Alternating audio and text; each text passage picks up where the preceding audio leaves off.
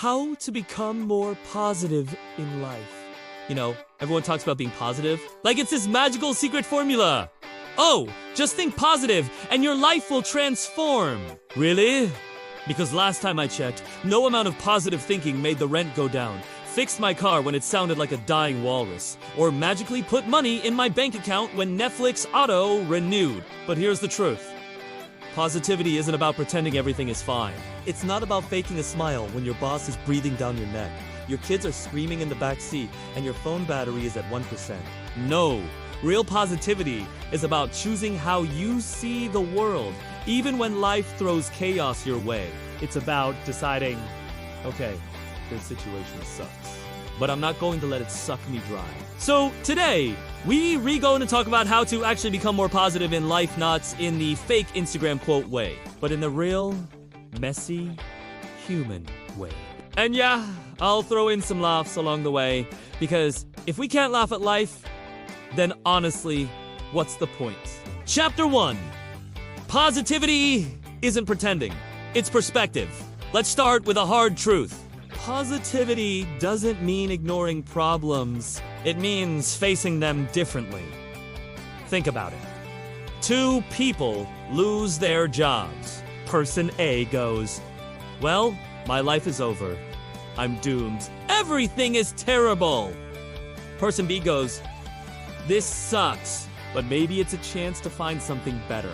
Also, I'm finally free from Karen in accounting, who microwaves fish every Friday. Same situation, different perspective. One person sinks. The other swims. That's the power of positivity. It doesn't change the fact that life kicks you in the shins sometimes, but it changes how fast you bounce back after getting kicked. Here's a secret. Your brain is basically Google. If you type in reasons why my life is garbage, oh, trust me, it'll find 10,000 results. But if you type in reasons why today might not be so bad, suddenly you start noticing the little wins. Hey, I didn't spill coffee on myself today. The traffic light turned green just as I arrived. My boss sent me an email that didn't start with, we need to talk. See? Same brain. Different search query. Chapter 2. Stop feeding your mental junk food. Here comes the hard truth. A lot of us want to be positive, but we spend 90% of our time feeding our brains junk. You can't binge negative news, doom scroll social media, compare your life to everyone else's highlight reel, hang out with toxic people, and then expect your mind to magically be full of sunshine and rainbows. That S? Like eating pizza and ice cream every day and then wondering why you don't have a six-pack? Positivity is a diet. What you feed your mind matters. So ask yourself, what am I watching? Who am I listening to? What conversations am I having? What am I focusing on? Because if your daily routine is wake up, scroll TikTok until you see a video of someone who bought their 3rd Lamborghini at 22, then complain about your job to coworkers who also hate their job, then go home and binge a true crime documentary about serial killers. Well, no wonder your brain is like, yeah, life sucks. So here's the shift. Start feeding yourself better mental calories. Listen to something uplifting. Hang out with people who actually inspire you. Read something that makes you think instead of just numbs you out. And no, you don't have to cut out all the fun stuff. I'm not saying you need to start your mornings by chanting affirmations while drinking kale juice and staring into the sunrise. Unless that's your thing, then good for you, nature warrior. But balance it. Give your brain some good fuel. What you focus on expands. If you only pay attention to the bad stuff will expand. If you notice that every time you open Instagram, you feel worse about yourself, stop using Instagram first thing in the morning. If you know that certain topics make you anxious, don't watch the news. If you know that a friend brings you down, don't hang out with them. This is not about being naive or pretending that everything's perfect. It's about taking control of what you let into your life. Because when you do that, you get to decide what expands in your reality. There are billions of people on this planet who are going through way worse stuff than you are. And yet they choose to focus on something other than their problems. They find reasons to be grateful. They look for the good stuff. They don't let their circumstances define them. Why? Because they understand that what we focus on expands. When you choose to see the good gets bigger. When you choose to see the bad gets bigger. Now, I'm not saying you have to love everything about your life right now, but you can choose how much weight to give the negative.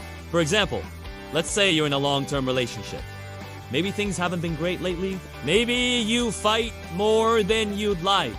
Maybe you and your partner aren't super connected anymore. But you notice that the two of you still have a strong friendship, still laugh a lot together, and still enjoy spending time together. Despite all the problems, those two things keep you hopeful that things can get better. You could choose to focus on the distance between you and your partner, the fights, the lack of passion. Or you could choose to focus on the friendship, the laughter, the good memories. Which one do you think will lead to a better outcome? The answer is obvious. Don't misunderstand it. Focusing on the good doesn't mean ignoring the bad or pretending that it doesn't exist. It means refusing to let the bad consume you. The choice is yours. What are you going to focus on? What are you going to feed your mind? Are you going to let your circumstances define you? Or are you going to define your own narrative? Are you going to create the life you want or just let life happen to you? I know you want to be positive. So stop feeding your mind junk food and start feeding it the good stuff. Watch videos that make you feel good. Listen to music that inspires you. Spend time with people who uplift you. Eat real food. Get outside. Exercise. Challenge yourself. Do things that scare you. These things won't make you happy all the time, but they will make you stronger, more resilient, and more capable of handling whatever life throws at you. Because here's the truth. Life is hard. Things will always go wrong. People will always hurt you. But it's up to you to decide how much weight to give it. What you focus on expands. So choose wisely. Chapter 3. Gratitude. The cheapest happiness drug. Okay? Here's one of the simplest but hardest truths. If you can't appreciate what you already have, you'll never feel good enough, no matter what you get. And I know. Gratitude sells. You've heard it a million times. Be grateful. Count your blessings! But let me hit you with this. Gratitude is basically free therapy. Think about it. You don't need insurance. You don't need an appointment. You don't even need Wi-Fi. You just need to stop and say, okay, what's one thing I can actually appreciate right now? And don't overcomplicate it. It doesn't have to be life-changing. It can be as small as, I'm grateful for coffee, because without it, I'd be an angry troll. I'm grateful for socks that match. I'm grateful for my car starting this morning, even though it sounds like it's coughing up a lung. Gratitude shifts your focus from what's missing to what's present. And when you train your brain to notice the good, positivity becomes a lot more natural. Here's a challenge. Every day, write down 3 things you're grateful for. Doesn't matter how small. Do that for 30 days, and I promise your brain will start rewiring itself to find the good automatically. It's like building muscle, but for your mindset. Chapter 4. Control the controllables. Here's another hard truth. Half the things we stress about are completely out of our control. Gas prices, can't control it. The weather, can't control it. Your cousin's Facebook rants about politics, definitely can't control it. But we do waste our energy on them, don't we? We sit around complaining, worrying, stressing over things we literally can't change. And that's where negativity grows. When you give power to things outside your control, you drain your own energy. Here's the mindset shift. Focus on what you can control. You can't control the economy, but you can control your spending habits. You can't control your boss's mood, but you can control how you respond. You can't control traffic, but you can control whether you scream at the steering wheel or put on a podcast and chill. Positivity doesn't come from controlling the world. It comes from controlling yourself. And let me tell you, the moment you stop wasting energy on stuff you can't change, you feel lighter, more free, more positive. Because suddenly you realize you've got more power than you thought. Chapter 5. The company you keep. Here's one that stings. If you're constantly surrounded by negative people, don't expect to stay positive. You know those friends who always complain? The ones who suck the life out of every conversation? The human rain clouds? Yeah, those people are contagious. Negativity spreads. It's like secondhand smoke for your soul. You don't even realize you're breathing it in until you feel drained, tired, and hopeless. So, here's the rule. Audit your circle. Ask yourself, who makes me feel energized? Who makes me feel drained? Who actually wants me to win in life? And listen, this doesn't mean you cut off everyone who ever has a bad day. We're all human. But if someone is permanently stuck in negativity and they refuse to change, then you've got to set boundaries. Because positivity grows faster when it's nurtured in good soil. Surround yourself with people who lift you up, who challenge you, who remind you of what's possible. And if you can't find those people right away, be that person for yourself. Be your own hype man. Talk to yourself the way you'd talk to your best friend. Because trust me, your inner circle includes you. So, to recap, this first chunk of our journey to positivity. Positivity is perspective, not pretending. Stop feeding your brain mental junk food. Gratitude is the cheapest happiness drug. Control what you can. Let go of the rest. Audit your circle because negativity is contagious. That's part 1, and we're just warming up. Because in the next section, we're diving deeper. How to build habits that lock positivity into your daily life. How to handle setbacks without losing your mind, and how to keep smiling even when life feels like a bad sitcom. So stick around because this ride is just getting started. All right? Looks like you're still here. If you stuck around after the first part, congratulations, you already have more positivity than most people.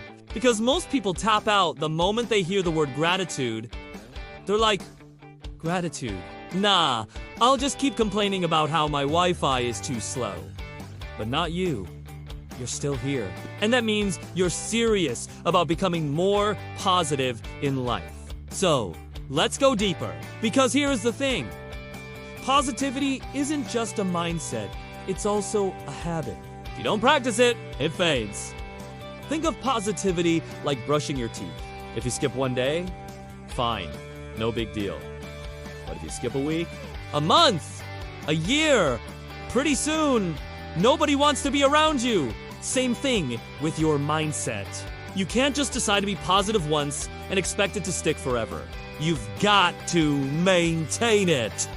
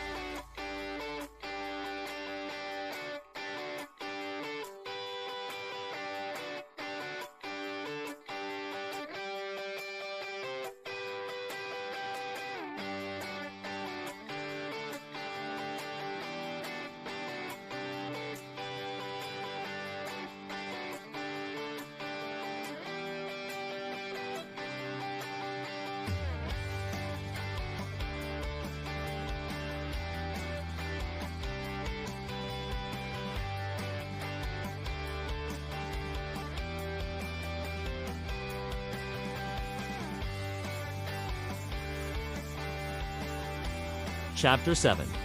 Stop letting negativity be your default setting. Here's a brutal truth. Many adults have trained themselves to expect the worst. It's like we've all become professional pessimists. If something can go wrong, it will. If it's too good to be true, it probably is. If I get my hopes up, I'll just be disappointed. Sound familiar? Yeah. That's the voice of Experioseki. Life kicking you a few too many times. But here's the problem. If your default is negativity, then positivity will always feel fake. So what do? We retrain the brain. Think of your brain like your phone's settings. Right now, your default might be dark mode negativity. But you can go into the menu, hit reset, and start choosing light mode positivity. How? With interrupts. Next time you catch yourself spiraling, complaining, worrying, assuming the worst, pause and ask, wait, what's another way to see this? Is this actually a disaster, or am I just reacting out of habit? If my best friend were in this situation, what would I tell them? This is literally rewiring your brain. Every time you catch negativity and replace it with a better thought, you're training your mind to shift defaults. It won't happen overnight, but over weeks, months, years you'll realize positivity isn't forced anymore. It becomes natural. And when your natural response is optimism instead of doom, that's when life gets fun again.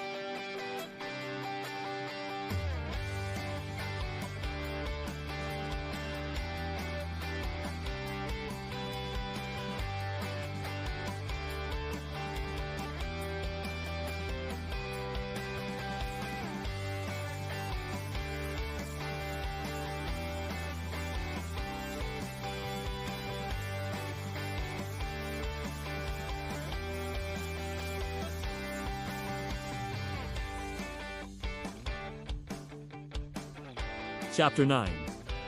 Laugh at life's ridiculousness here. That's a trick nobody talks about. One of the fastest ways to be more positive is to find humor in the chaos. Because, let's be honest, life is ridiculous. Bills, taxes, traffic, in-laws, Wi-Fi that cuts out during an important Zoom call. It's comedy gold if you step back and look at it. Positivity doesn't always mean smiling through the pain. Sometimes it means laughing at the pain. Like, yep, of course it rained one day. I forgot my umbrella. Classic. Or, yep, of course my dog decided to puke right before my big date. Comedy timing is perfect. Here's the secret. Humor diffuses negativity. When you laugh at life, you're saying, okay, this situation is ridiculous, but it doesn't own me. Think about the people you admire most. The ones who always stay positive. They usually have one thing in common. They don't take life too seriously. So give yourself permission to laugh at yourself, at the situation, at the absurdity of being a human in this crazy world. Because if you can find the joke, you can find the joy. Chapter 10. Build positivity into your environment. Let's be real. Willpower alone won't keep you positive. If your environment is draining, your mindset will drain too. So instead of fighting against negativity 24/7, design your environment to support positivity automatically. Some examples: visual cues. Post sticky notes with reminders or affirmations where you'll see them on your mirror, laptop, or fridge. Music. Play songs that energize you. Music is an instant mood declutter. Messy room, messy mind. Clear space equals clear head.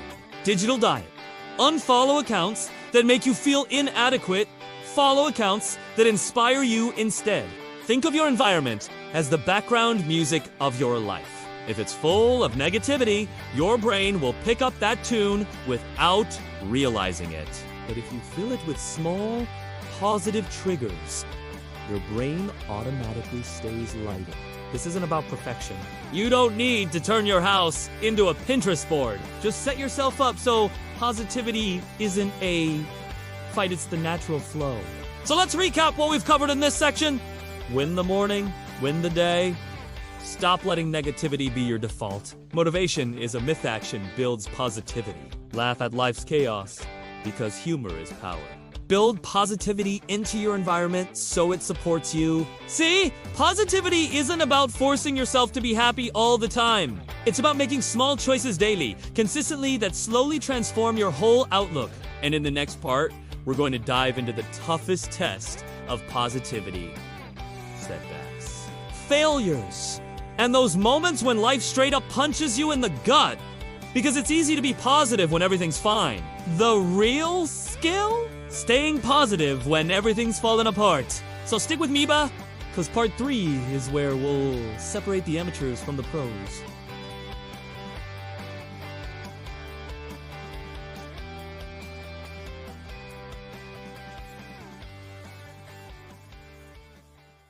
Alright, we've covered the personal side of positivity. We've talked about how to rewire your brain, how to handle setbacks, how to laugh when life kicks you in the shins. But here's the next level. Positivity isn't just for you. See, positivity is contagious. It's like a virus, but the good kind. When you start living with more joy, more humor, more resilience, people notice. And it spreads. And this is where positivity gets powerful. Because once you know how to generate it inside yourself, you can start using it to transform the people around you, our relationships, your workplace, your community, maybe even the world. So let's dive in. Chapter 11. The Positivity Stress Test. Here's a truth bomb. Your positivity isn't proven in the good times. It's tested in the bad times. Think about it. Anybody can be upbeat when they just got promoted, just started dating someone new, or just booked a vacation. That's easy. That's like flexing your muscles when you've only been holding a pencil. The real test of positivity is when you lose your job, your relationship falls apart, your car breaks down the same week your rent goes up. That's when positivity either collapses or strengthens. But here's the good news. Just like muscles, positivity grows stronger under resistance. Setbacks are basically the gym membership for your mindset. They're not fun. They're uncomfortable. But they build your resilience. So the next time life knocks you down, instead of asking, why me? Try asking, what can this teach me? That single question shifts you from victim to student. From powerless to powerful. Chapter 12. Failure isn't final. Let's talk about failure, everyone's favorite subject. Most people treat failure like it's the end of the world. Like if they mess up once, they're doomed forever. But here's the hard truth. Failure is not final. It's feedback. Every successful person you admire, they've failed probably more times than you can imagine. Walt Disney got fired because he lacked imagination. Oprah was told she wasn't fit for TV. Thomas Edison literally failed thousands of times before inventing the light bulb. If those people had given up, we'd all be sitting in the dark, depressed, with 0 Disney movies to cheer us up. Failure isn't proof that you're not good enough. It's proof that you tried. And every attempt, every mistake, every no is one step closer to the yes. Here's the mindset shift. Instead of saying I failed, say I learned. Instead of saying I'm not good at this, say I'm not good at this yet. That one word, yet, turns failure into progress. Chapter 13. Heartbreak, rejection, and the human experience. Okay, let's go even deeper. Because one of the hardest times to stay positive is after heartbreak or rejection. Whether it's a breakup, losing a friend, or not getting the job you wanted, rejection hurts. It makes you question your worth. It makes you think something's wrong with you. But here's the hard truth. Rejection isn't always about you. Sometimes it's just about fit. That relationship ended. Maybe it wasn't right for the version of you that you're becoming. That job turned you down. Maybe it would have held you back from something better. That friend ghosted you. maybe they weren't meant to walk the whole journey with you. Pain is part of being human. Nobody escapes it. But pain is also a sign you're alive, that you care, that you were brave enough to put yourself out there. So, instead of letting heartbreak break you, let it shape you. Let it remind you of what you deserve, what you value, and what you won't settle for next time. Positivity in heartbreak doesn't mean pretending it doesn't hurt. It means saying, this hurts, but it won't define me. Chapter 14, The Art of Perspective. Zooming out, you ever notice how small problems feel huge when you're up close? Like when you spill coffee on your shirt 5 minutes before a big meeting and suddenly it feels like your whole life is falling apart. Here's a trick. Zoom out. Ask yourself, will this matter in a week, a month, a year? Most of the time, the answer is no. Zooming out puts problems in perspective. It reminds you that today's disaster is tomorrow's funny story. That the thing you least stressed about right now might not even register in your memory a year from now. And for the rare problems that do matter long term, zooming out also reminds you that you've survived every hard thing life has thrown at you so far. And if you survived all that, you can survive this too. Perspective is power. It shrinks problems and expands your ability to handle them. Chapter 15, Emotional CPR. Pause, process, pivot. Now, here's something practical. When negativity hits hard, use what I call emotional CPR. C. Catch it. Notice the negative thought or feeling. Don't ignore it. Don't shove it down. Just catch it. Example. Okay, I'm really stressed right now. P. Pause and process. Take a breath. Step back. Let yourself feel it without judgment. Ask, why am I reacting this way? Is it fact or just fear? Or reset and respond. Choose your response instead of letting the emotion choose it for you. Pivot towards something constructive, even if it's tiny. This doesn't mean you'll suddenly feel amazing, but it means you're not letting negativity run wild. You're giving yourself a moment to process and then take back control. That's real positivity, not pretending nothing's wrong, but refusing to let what's wrong control your whole day. Chapter 16, The Bounce Back Blueprint. Here's the final piece for this section. Resilience. Positivity isn't about never falling. It's about bouncing back quicker every time you do. Think about a rubber ball. The harder it hits the ground, the higher it bounces. You want your mindset to be like that? So, how do you build bounce back power? Accept reality quickly.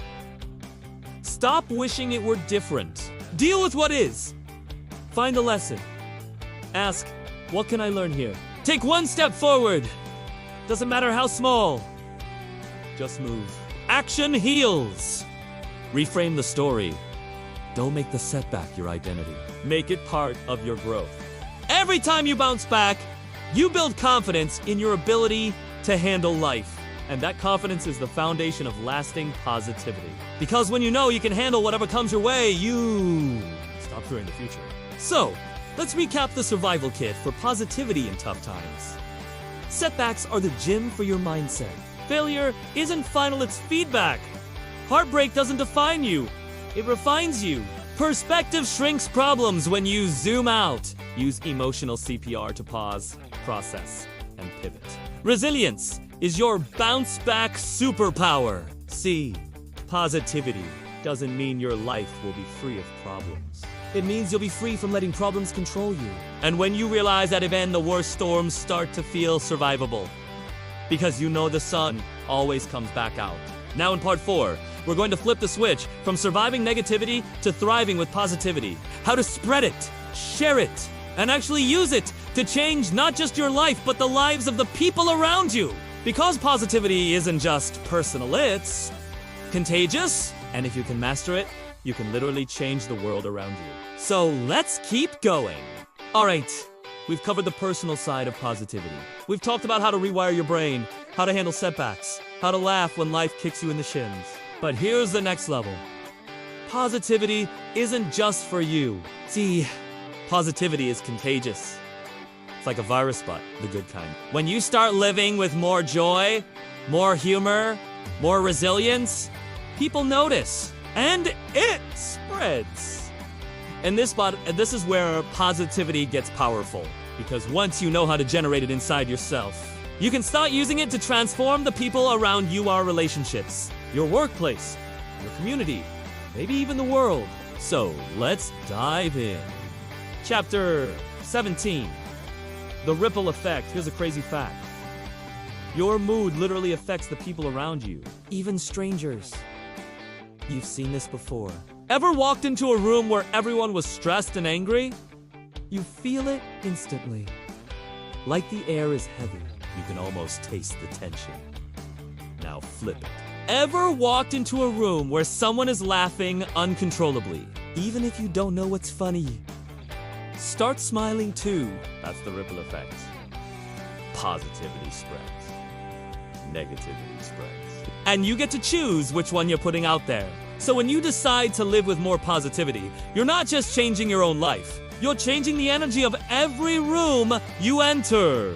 Think about that. You have the power to shift atmospheres just by the way you show up. Chapter 18. Being a thermostat, not a thermometer. Here's the difference. A thermometer just reflects the temperature. If the room is hot, it reads hot. If the room is cold, it reads cold.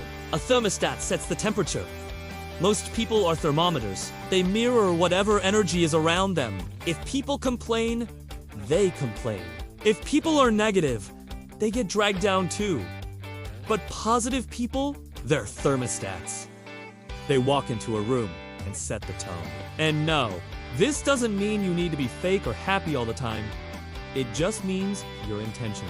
Instead of matching the negativity around you, you choose to raise the temperature, bring lightness.com, humor, encouragement.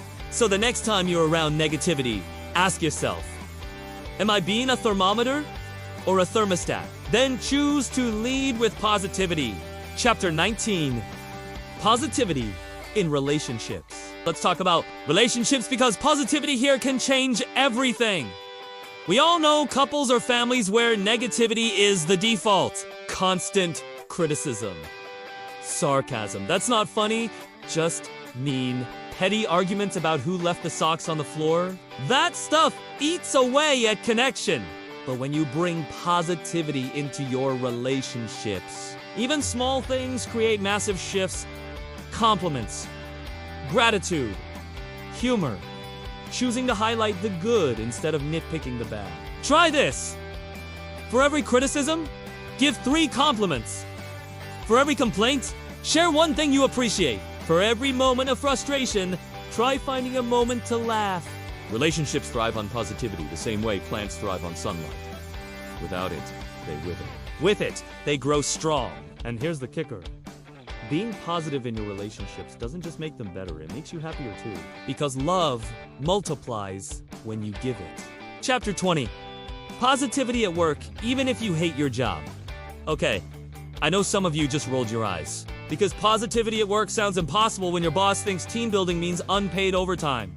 But hear me out. Work takes up a massive chunk of our lives. If you're negative the whole time, that's half your life spent miserable. But if you can bring even a little positivity to the workplace, it transforms not just you but your coworkers too. Some practical tips. Be the encourager. Everyone's stressed, a kind word, a thank you, or a little humor goes a long way. Shift the conversations. If people are complaining non-stop, redirect. Okay, yeah, this sucks. But what can we do to fix it? Add small sparks. Bring donut. Play music on Fridays. Send a funny meme in the group chat. Tiny acts of positivity add up. You might not change your entire company culture overnight, but you can make your corner of it more bearable. And sometimes that's enough to keep yourself and others going. Chapter 21. Social media. The double-edged sword. Let's talk about the beast. Social media. It's either the best tool for positivity or the fastest drain of it. On one hand, you can find inspiration, connection, communities of people, who uplift you. On the other hand, you can doom scroll yourself into a pit of comparison and despair faster than you can say algorithm. So here's the deal. Use social media. Don't let it use you. Follow people who inspire you, not just people who flex on you. Share things that add value, not just noise. Don't get sucked into arguments with strangers. Nobody wins those. And most importantly, don't measure your self-worth by likes or followers. That's like measuring your health by how many people clap when you sneeze. It doesn't make sense. Use your online presence as a tool for spreading positivity. Post the funny story. Share the encouraging message. Be the person people want to see in their feed, because the world already has enough negativity online. Be the antidote. Chapter 22. Positivity as leadership. Here's the secret of great leaders. They don't just give orders, they give hope.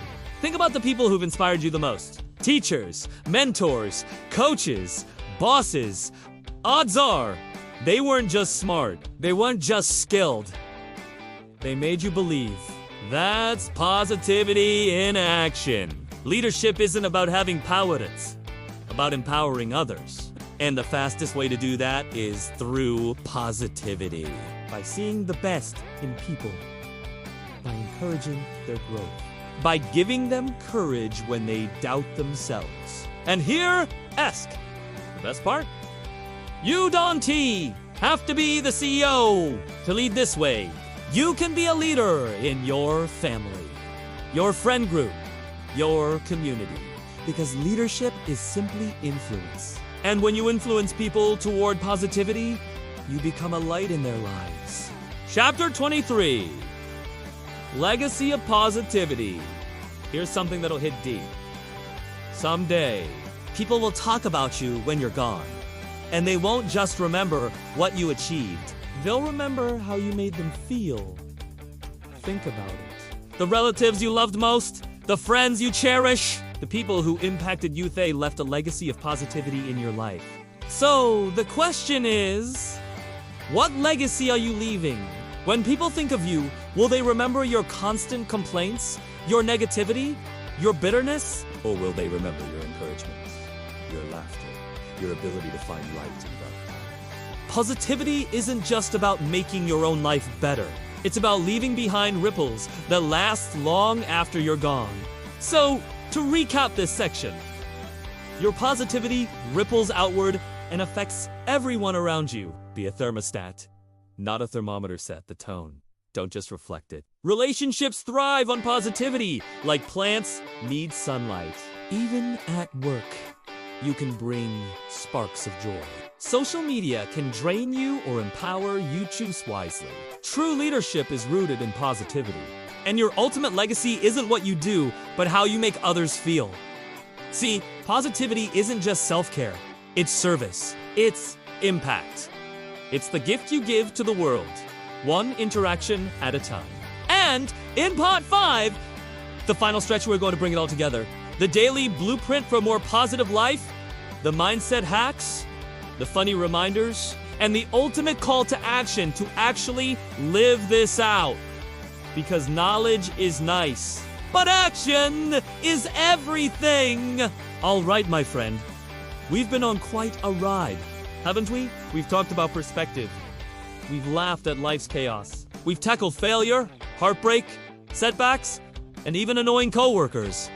But now it's time to put everything together. Because knowledge without action, that's just another YouTube video.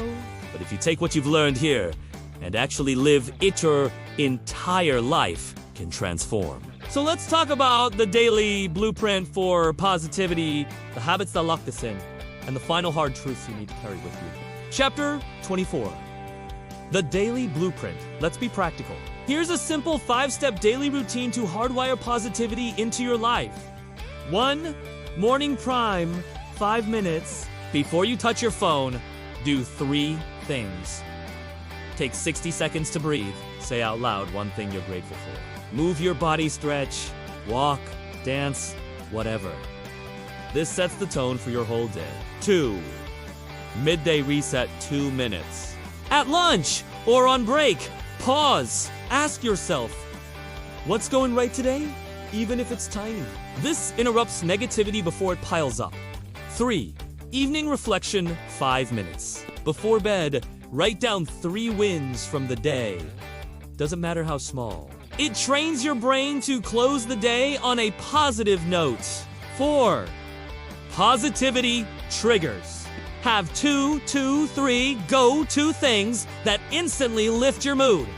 A song, a funny video, a photo, a quote. Use them when stress hits. 5.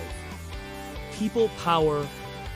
Every day, intentionally give someone encouragement. A compliment, a thank you, a text. Because positivity multiplies when you give it away. That's it! Simple. Do these consistently, and you'll be shocked at how quickly positivity becomes second nature. Chapter 25. The hard truth about consistency. Okay? Here's the part most people don't want to hear. This only works if you do it consistently. Positivity isn't a one-time event. It's a lifestyle. If you only do gratitude once, it won't change you. If you only laugh at life sometimes, negativity will win. If you only bounce back occasionally, you'll stay stuck.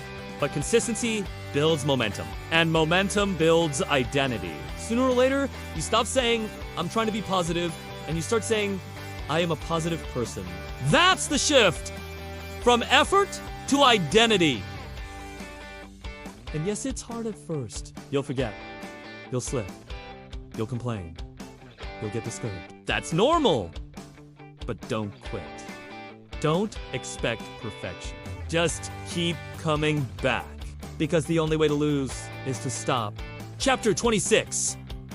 Positivity isn't toxic now. Let's clear something up. There's a difference between positivity and toxic positivity. Toxic positivity says, just be happy all the time. Ignore your problems. Smile through the pain. That's fake. That's denial. That's like putting glitter on garbage, it still stinks. Real positivity says, yeah, this situation is hard. Yeah, I feel pain. But I'm choosing to look for hope. I'm choosing not to let this define me. I'm choosing to move forward. See the difference? One denies reality. The other transforms it. So don't pressure yourself to be happy 24/7. That's impossible. Just focus on being honest, hopeful, and resilient. That's real positivity. Chapter 27. Humor is a superpower. We touched on this earlier, but let me double down. Humor is one of the greatest tools for positivity. Life will always throw you a curveball. If you can laugh even in the chaos you win, laughter reduces stress hormones. It boosts your immune system. It literally rewires your brain chemistry. So don't underestimate the power of silliness. Watch the dumb video, tell the cheesy joke, laugh at your own mistakes, because positivity doesn't always come from serious wisdom. Sometimes it comes from remembering life is too short not to laugh. Chapter 28. Future you will thank present you. Here's something to think about.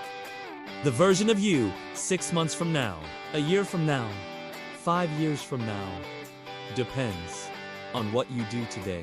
Future you is either going to say, thank you for building those habits, for choosing positivity, for not giving up, or why didn't you start sooner?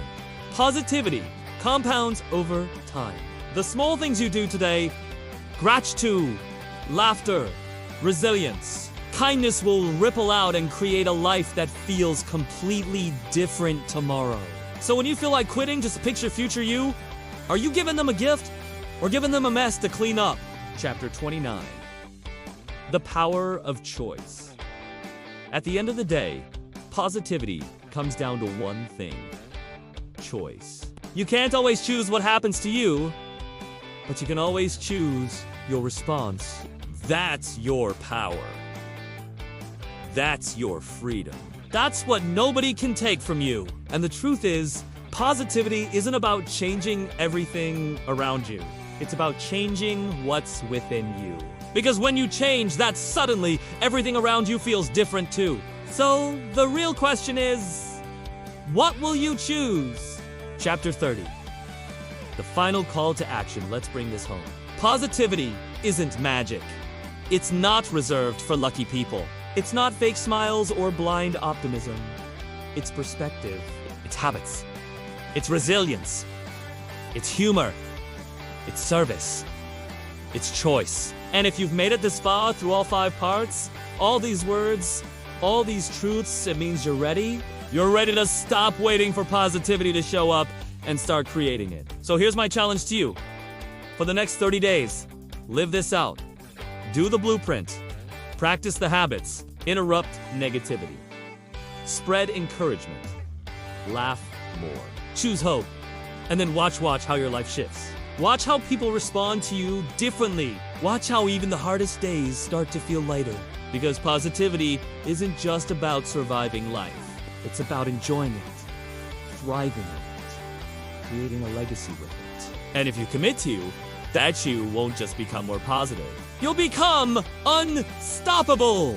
So, go out there and live it. Be the person who brings light into the room. Be the one who finds humor in the chaos. Be the friend, the parent, the partner, the leader who makes others feel hopeful just by being around you. Because the world doesn't need more negativity. The world needs more people like you, people willing to rise above, laugh through the pain, and choose positivity no matter what. This is your time. This is your moment. And if you can hold on to that choice, one day at a time, you'll look back and realize you didn't just become more positive. You became the kind of person who makes life worth living for yourself and for everyone around you. Thank you for watching. Be good to yourself. From Pete's Life and Ava Soul.